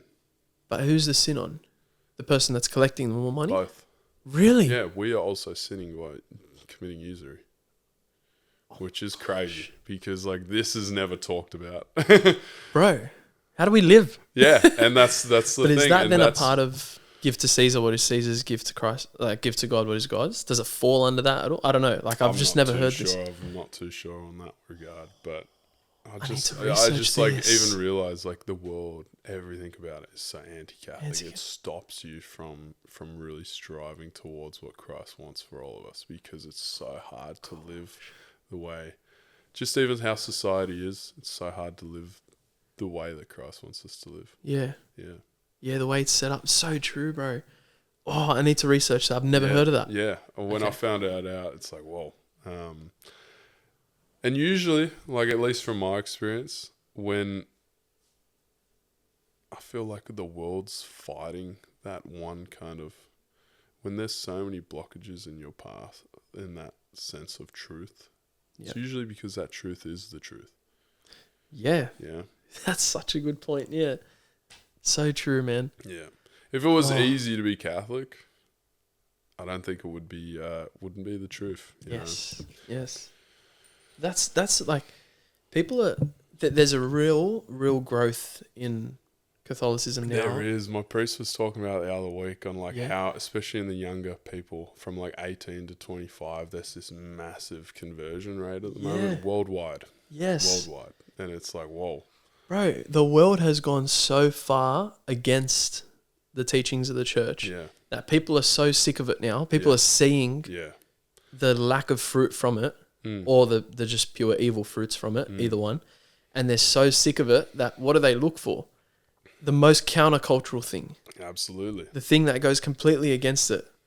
But it's like, it's not just because you have people like you have the feminists, like modern day feminists and all that, or just feminists that like are so anti men. Yeah. But then you have the complete opposite, which is like the Andrew Tates of the world and all that. Yeah. I mean, like, what's his name? Myron. Myron's a new guy that's burning me. I don't And know. not Neon. What's his name? Sneeko. Have you heard of Sneeko? Oh, yeah. Sneaker. These people burn me. But anyway, so these people are like on the complete opposite end. Is like, it's all man, being you an know? alpha male. Yeah, it's like- what a joke. Yeah, being an alpha male is apparently to be like a slave to your desires. Sure Yeah, thing. yeah. All men, you know? Yeah. Men want Go to. have 10 girlfriends. Like Yeah. that. Oh, come Yeah. on. Okay, bro. Yeah, no worries. Yeah. And the Catholic Church is the perfect balance. That is the complete opposite of this end Yeah. and the complete opposite of this And end. It's right. Yeah, smack bang in the yeah, middle, and bro. it's- And that's what virtue is. It's that yeah. middle ground. It's the And balance. I think a lot of people nowadays, at least from people I've spoken to, we're looking for tradition again. Yes. Yeah. Bro, you've hit. Honestly, Because I know that's what I was looking for. I was opening a looking can for of worms tradition. now. And when I say tradition, I don't mean like a traditional wife to come home. No, I just mean like a traditional life. Yes. You know, a structure that is traditional, where I can be a man and I'm not Smashed for it. smashed for it. Yeah, I'm not having people scream at me like, oh no, you need 10 girlfriends, or people scream at me like, no, you're not allowed to be a man. You know, Yes. it's like looking for that because we need to fit in, you know? Bro, amen. And it's like there's a natural inclination towards it. It's like Yeah. you naturally know that when one side's telling you you're too much of a man, Yeah. that they're just wrong. Yeah. And when the other side's telling you you're not enough of a man, Yeah. and you're like, none of these seem right. It's No. just a natural thing. You're like, no, can't be. And so, yeah, you're right, bro. It's just the tradition is natural. Yeah. That's why it's been for so long. It's because it's what's natural Yeah. is men are men. Yeah. Yeah. And as a man, you know, I want to take care of all those around me and I want to provide. That's what I want to do as a man. Yes. You know? Serve, love, and protect, man. That's what we Absolutely. like. You're gonna start me on a whole rant, so I'm gonna try not to. But like, I don't spend my life, and I have what you would say are like naturally feminine interests and stuff. Like Yeah. I have that. You know, I'm studying journalism. That's not naturally like a male thing, at least now. I write poems. Yeah, bro. Yeah, bro. That's what I'm talking about. But you know, like you have that stuff, but I'm not out in the world trying to be what women are, and women shouldn't be out in the world trying to be what men are. Like we complement each other well. It's the way we were made. And we're all individuals, you know. Yeah. Embrace that. Yes. Oh my goodness. You don't need to go off all these fads and follow the crowds. And just be who you are. That's why we call it Against the Grain. Yep. Oh wait, it's not on the TV, but go against the grain, countercultural, man. That's what we are, and we're so happy to, bro. Can I read you this thing, please? So Father Ben, yep, was the priest that we started the podcast with. Yep, I had him back on this year when he was free. Yeah, and he read this letter to me. So it was written. We believe in like the 2nd or 3rd century. Yeah. We don't know who wrote it.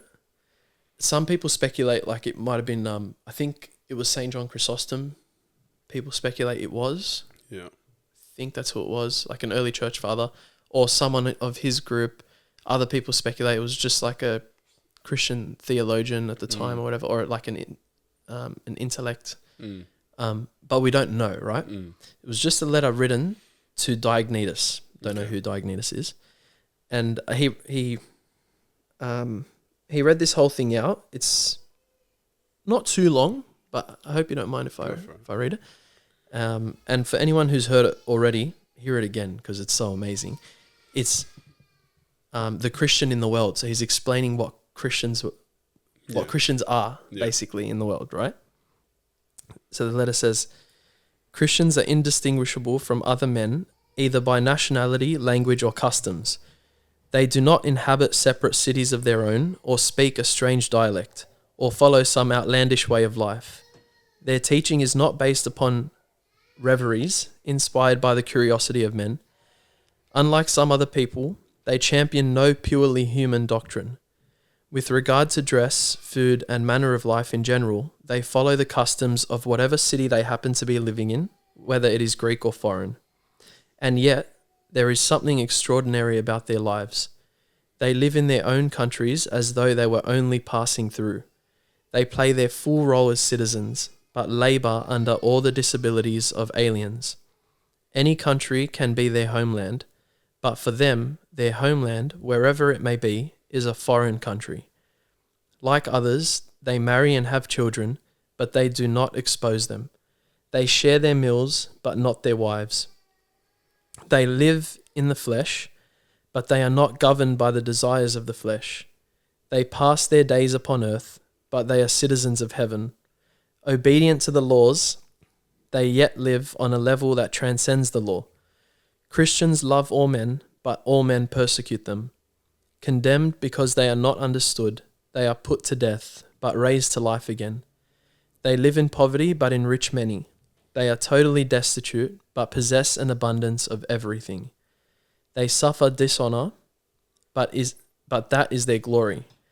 They are defamed, but vindicated. A blessing is their answer to abuse. Deference their response to insult. For the good they do, they receive the punishment of malefactors. But even then they rejoice, as though receiving the gift of life. They are attacked by the Jews as aliens. They are persecuted by the Greeks. Yet no one can explain the reason for this hatred. To speak in general terms, we may say that the Christian is to the world what the soul is to the body. As the soul is present in every part of the body, while remaining distinct from it, so Christians are found in all the cities of the world, but cannot be identified with the world. As the visible body contains the invisible soul, so Christians are seen living in the world, but their religious life remains unseen. The body hates the soul and wars against it, not because of any injury the soul has done it, but because of the restriction the soul places on its pleasures. Similarly, the world hates the Christians, not because they have done it any wrong, but because they are opposed to its enjoyments. Christians love those who hate them, just as the soul loves the body and all its members despite the body's hatred. It is by the soul enclosed within the body that the body is held together, and similarly, it is by the Christians detained in the world as in a prison that the world is held together.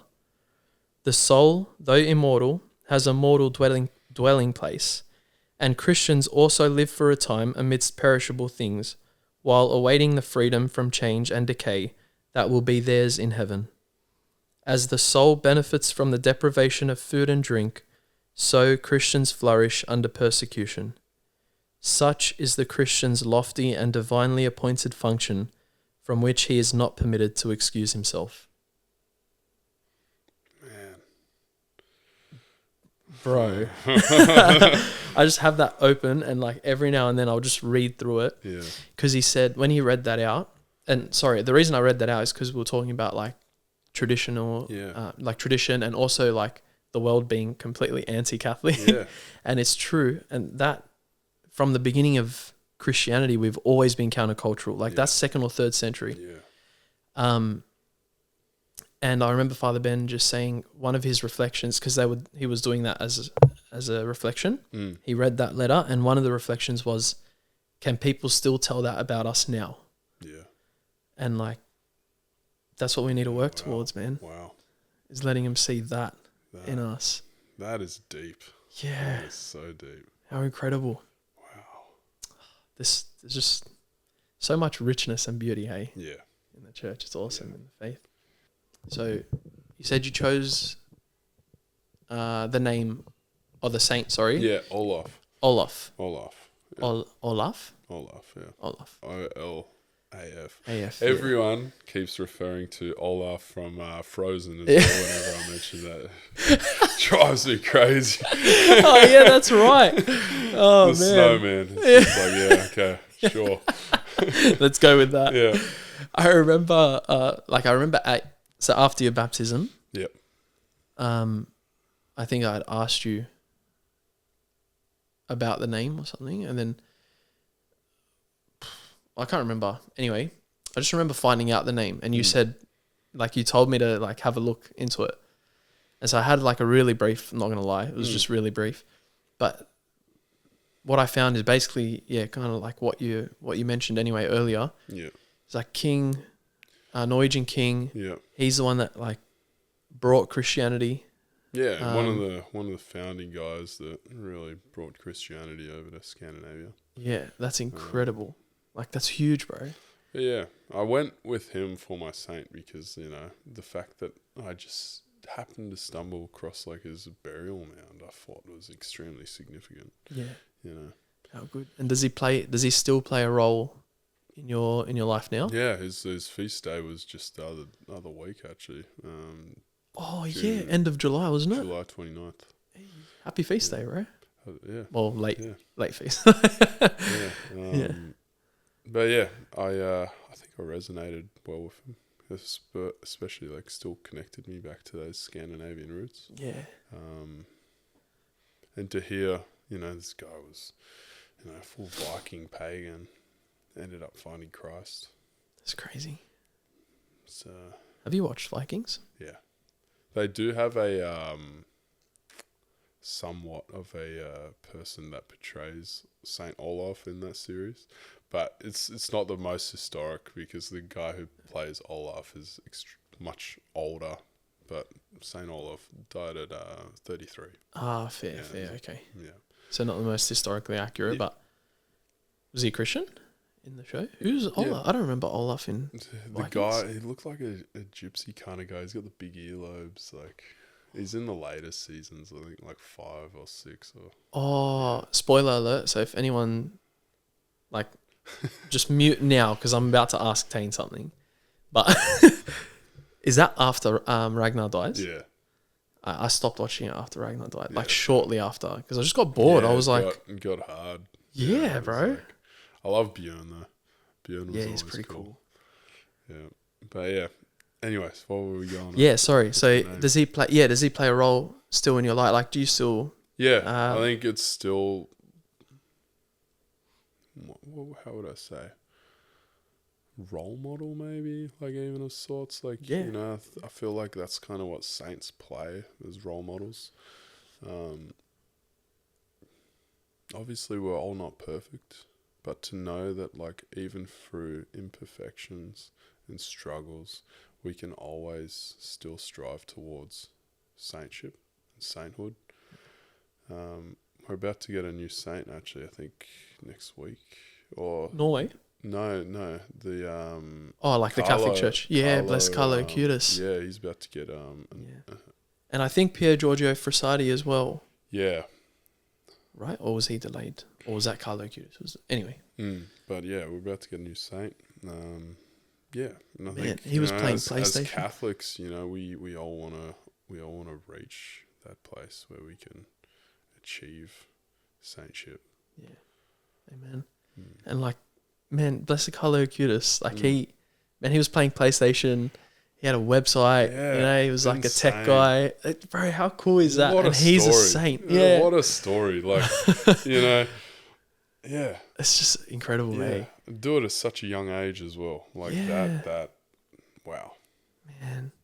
That's why. So I used to we used to get told at our parish that we took things too seriously. Some people used to just say, you're too serious. Like take it easy a little bit. It's too full on. Blah blah. And and in Prudence sometimes like when at the start of our activities and stuff that we were doing at the church, we would have like 1 hour Bible study, then 1 hour adoration, and then Rosary and Divine Mercy right after each other, right? Wow. So that's a lot. Yeah, it is. So, maybe for a monk, that's sweet. No, but to be welcoming to newer people, that was a lot, right? Yeah. So we had to figure that out and then go, okay, yeah, probably more prudent and wise to not do all of that right after each other. Yeah. Just to be a bit more accommodating and welcoming of people, newer people, into the faith. And it was even tough for us. So anyway. So yeah, I get that, but people would say, too serious. You need to just be a bit more, do a bit more social things, and blah blah. And we're like, we have the social side. We were always, we became our group there at that parish were like family. They still are, even if people have gotten married and moved away and things like that, further out, and we lose contact with them, but then every now and then we'll catch up, or every now and then we'll just shoot a message out, checking out. They're just family. You never lose that bond. So the social was always there, but I'm like, people used to say that, and I'm like, what do you mean taking it too seriously? How seriously can you take the faith? Saint Maria Goretti. Yep. She was 11 years old when she was stabbed. I can't remember how many times, because she had pledged, she had vowed purity and chastity for God, and she refused to have sex with a guy. Basically, is the really brief story. Would you have gone up to her and said, "Oh, you're taking the faith too seriously"? How about Blessed Carlo Acutis, who never missed a single day of mass since his first communion? Yeah. Did he take it too seriously? At how old was he? I can't even remember. 14, 16, 15, 16, something like that. Yeah. Saint Jose del Rio Sanchez in Mexico, who died for the faith when they were fighting the, for the freedom of religion there. Yeah. Would you go up to these people and say, "Oh, you're taking your faith too seriously"? I don't think so, man. No, definitely not. Yeah, I think we're not serious enough. I agree. Just about to say that, maybe we're not taking it so serious. Yeah. So these are beautiful people to look at, man, and it's just amazing that we have these saints. But he was born in 1991. That's crazy. Wow. That's my brother was born in 1991. My oldest brother. That's crazy to me. Oh. Anyway. Yeah. How good. Thank God. Amen. God is good. He is. I want to ask, so for anyone listening who may potentially just not be a Christian, or maybe not a Catholic, or whatever it is, what message would you give them to at least start the journey, or to persevere in it if they're already on the way? I think really like thing to focus on is like no matter how hard life can get, we can always overcome it. And I think the thing for those that maybe are not religious and think maybe religion's silly, I used to think like that. I used to think religion was just a thing to control people and keep them subdued. Yeah. It's not true. Religion brings so much peace and well-being to us, like with our soul and our mind. And it's such grace knowing that like you've always got someone to rely on with it. You can always rely on God. You know, he's always going to be there. You can have a chat to him, you know. And I think at the end of the day as well, it's like, I think we're all trying to be better. And faith definitely allows us to go on with that journey. Amen. Yeah. Beautiful message, bro. Couple things before we fully finish up. Yeah. That's all right. Yeah. Firstly, how's life now? Life Just in now, all areas. Life now is great. And can't complain. I'm in this beautiful new relationship that is just absolute bliss. Jess is such a blessing. She is. I love it. I think I'm in a new kind of stage with my faith as well, because I think for so long I had a goal, get baptized, you know. Yep. And then that's accomplished. And I was even talking to Jess about it last night. It's like weird. Like now it's like there's not necessarily like a goal. It's just continuing to learn, and it's a different season in that regard, but it's still good. Like even coming on here and talking about faith, that's like a new step, you know, for me, at least to talk to however many people about like my story and coming to faith, and you know, I hope it like helps someone out there, truthfully. I'm sure it will, man. But life is good. I think it's been a very beautiful year. It's come with its challenges, of course, but overall, it's been such a blessing this year. Really has. Like God, I think, has really shown me that He's here this year. Awesome. And it's just, yeah, we all got to take it one day at a time, and just that's it. Try to be better. Try to strive towards holiness as always, and Amen. you know, God willing, find that saintship one day. Thanks be to God, bro. That's so good to hear. Yeah. I'm so glad, and I'm so grateful, man, that you agreed to come on and have this chat. Like, it's never easy to tell your story. No. So like, yeah. And you have a great story. Thank you for inviting me, man. It's the best. How's life with please. you? Let's not always talk about me. No, please. It's all about you. No, life's good, man. Life's good. Thank God. Yeah. Moving along. Yeah. Trotting along. Yeah. Yeah. I always struggle with the balance of things in life, work and whatever else, all the personal stuff, like family and all that stuff. But it's a beautiful struggle. I'm blessed to have that struggle. You know, some people don't have the opportunity to work. Some people don't have the opportunity to visit family, things like that. So it's good. Yeah. It's good. That's about it on me. I don't know what's going on. Sarah's not here, as you very well know. All the chaos that was happening before we kicked off, I was like, I don't know what I'm doing. It's a lot easier when I come and sit and Sarah does everything. Yeah. Hopefully I haven't forgotten anything. I'm just looking around, except the TV, but I was like, it's not that necessary, you know. Yeah. Everything's recording on the last little break we had. I was like, I just want to make sure everything is still recording. Yeah. We're sweet. But yeah, life's good. Life's good. Thank God. Yeah. Still learning, still growing in the faith, growing in my relationship with Christ. It's amazing how you think I've been caught in the thought that like I'm sweet where I am, and then and you just get. It's one of those relationships that never stop. Like, yeah. You know, you always get deeper and deeper, or learn new things, and just man. To even understand the context of the Bible, I feel like takes lifetimes. Yes. You know? It's so much. So much. True. So true. To understand the traditions and why we do what we do, you know, it's a lot. Yeah, man. That is so true. Do you ever get sick of talking about the faith? Never. Isn't it like Never. that? It's such a passionate thing that I love talking about. You know, It's so good. it's so good. It's just, and I never imagined I would have been like this either. Yeah. You know, Yeah. coming on a podcast talking about faith, like, yeah, it's amazing.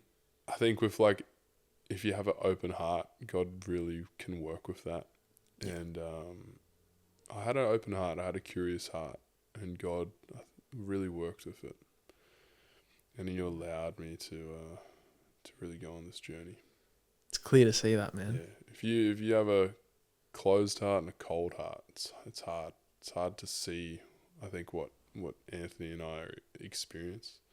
So open up your heart, give it a chance. Love it. Yeah. You're a natural podcaster, bro. you should be sitting on this side.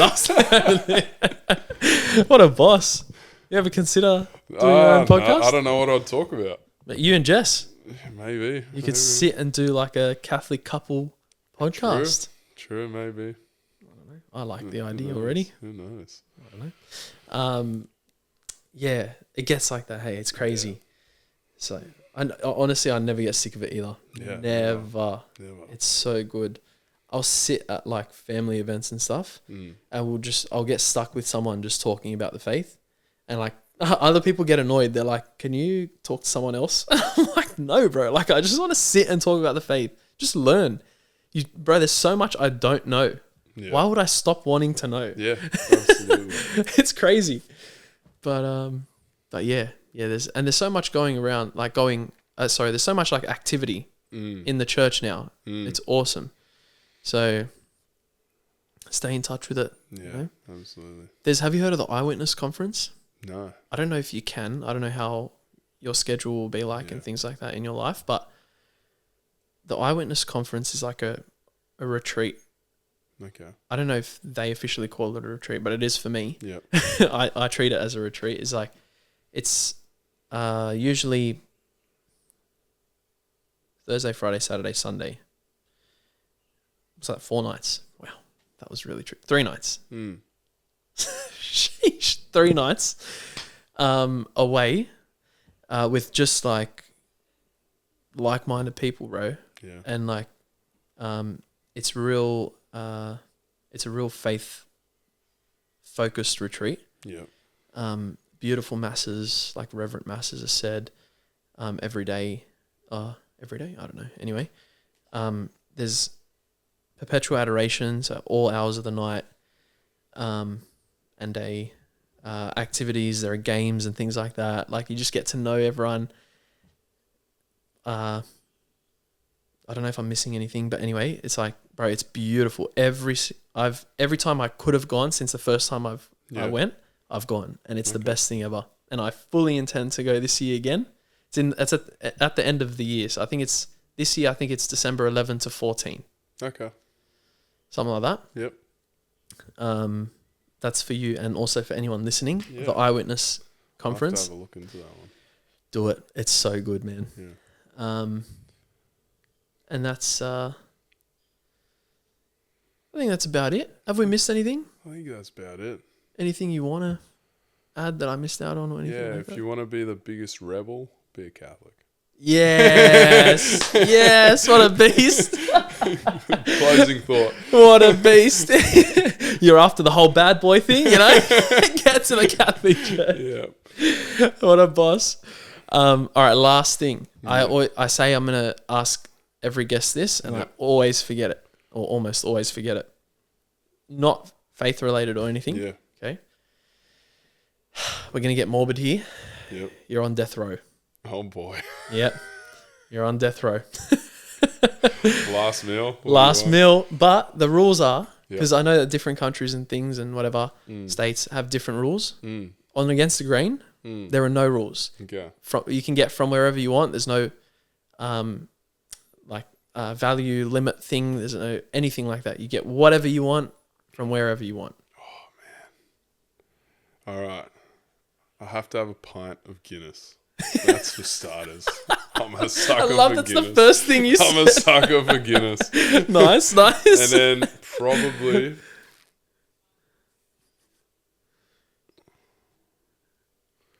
probably some, I reckon just like a fat, solid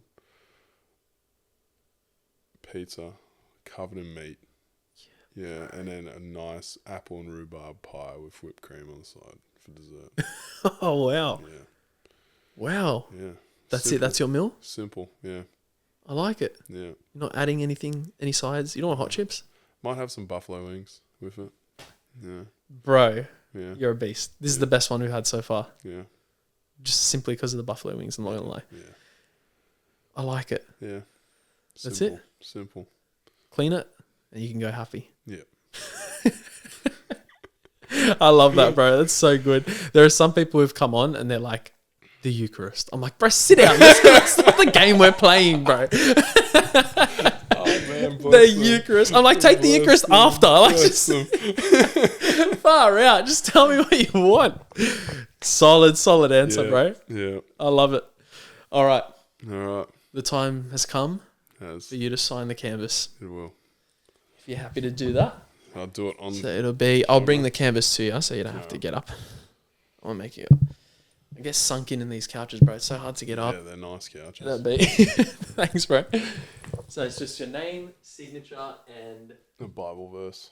yeah, Bible verse, saint quote, Yep. whatever you want. Be Dory, keep moving forward, whatever you like. That's Dory, isn't it? Yeah.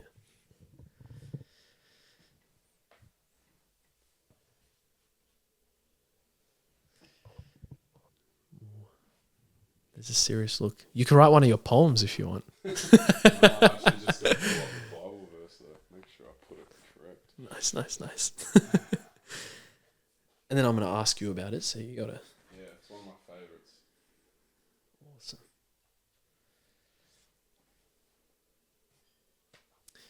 This is, just to reiterate for everyone listening, this has been a genuine, raw catch-up with Taine. I knew none of this. I haven't had a proper conversation with him in like 6 years. And so this is just catching up with the boys, Thank you. So you've got... Isaiah 60:22. What's At that? the right time, I, the Lord, will make it happen. Oh, that is original. No one's ever put that. Yeah, that was one verse that just kind of kept me going through Thanks. life because, at the right time, the Lord will make it happen for all of us. Bro, that is so good. Yeah. Love it, man. Thank you so much again, bro, for coming on. I'm Thank you. so grateful. Thank you. Had an amazing time today. Thank you, bro. Thank you. And honestly, like, I'm not even kidding. You speak like a veteran, veteran Catholic, like a seasoned Catholic, man. Thank you. The prudence and the humility and the wisdom and the simplicity with which you speak and the peace and the joy behind it is like, it's so encouraging to see. And it really, it really encourages me in my own faith journey to see someone like you and the journey you've been through. It's incredible, bro. So thank you so much. Thank you. Well, to end it as we always do on the podcast, we always remind everyone at home that our life is not our own. We belong to Jesus Christ, as we so clearly saw in Taine's testimony. And so don't be afraid to go against the grain. God bless. God bless. Bro,